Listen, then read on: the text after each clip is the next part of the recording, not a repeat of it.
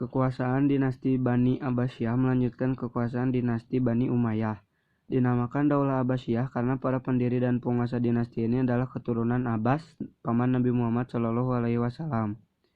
Dinasti Abbasiyah didirikan oleh Abdullah As-Saffah bin Muhammad bin Ali bin Abdullah bin Al-Abbas. Dia dilahirkan di Humaimah pada tahun 104 Hijriah dan dilantik menjadi khalifah pada tanggal 3 Rabiul Awal 132 Hijriah. Kekuasaan dinasti Bani Abbasiyah berlangsung dari tahun 750 sampai dengan 1258 Masehi. Pada abad 7 terjadi pemberontakan di seluruh negeri. Pemberontakan yang paling dahsyat dan merupakan puncak dari segala pemberontakan, yakni perang antara pasukan Abdul Abbas melawan pasukan Marwan bin Muhammad, dinasti Bani Umayyah. Perang ini akhirnya dimenangkan oleh pasukan Abdul Abbas. Dengan jatuhnya negeri Syria, berakhirlah riwayat dinasti Bani Umayyah dan bersama dengan itu bangkitlah kekuasaan Abbasiyah.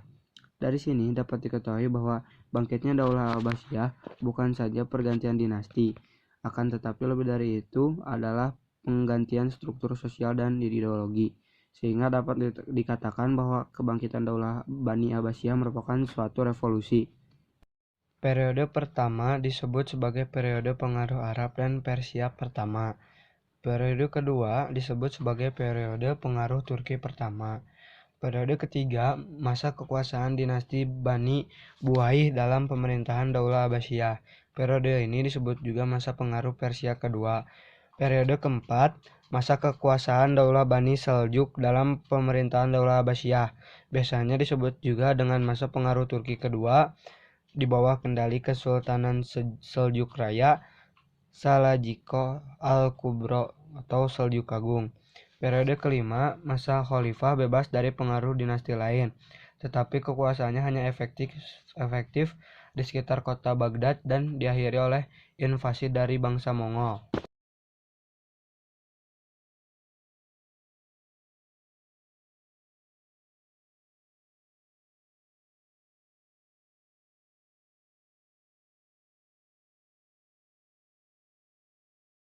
Perkembangan masa Daulah Abbasiyah terdapat dua kota besar yang menjadi pusat peradaban Islam. Pertama, kota Baghdad yang tak lain merupakan pusat pemerintahan Daulah Abbasiyah yang didirikan oleh Khalifah Ja'far al-Mansur. Kedua, kota Samarra yang menjadi pusat seni bangunan Islam. Di sana terdapat kurang lebih 17 istana kecil yang menjadi kiblat arsitektur bangunan bagi kota-kota lainnya. Perkembangan kebudayaan pada masa Daulah Abbasiyah telah banyak mengalami kemajuan pada seluruh aspek kehidupan, baik sosial, ekonomi, politik, militer, kesenian, dan lain sebagainya.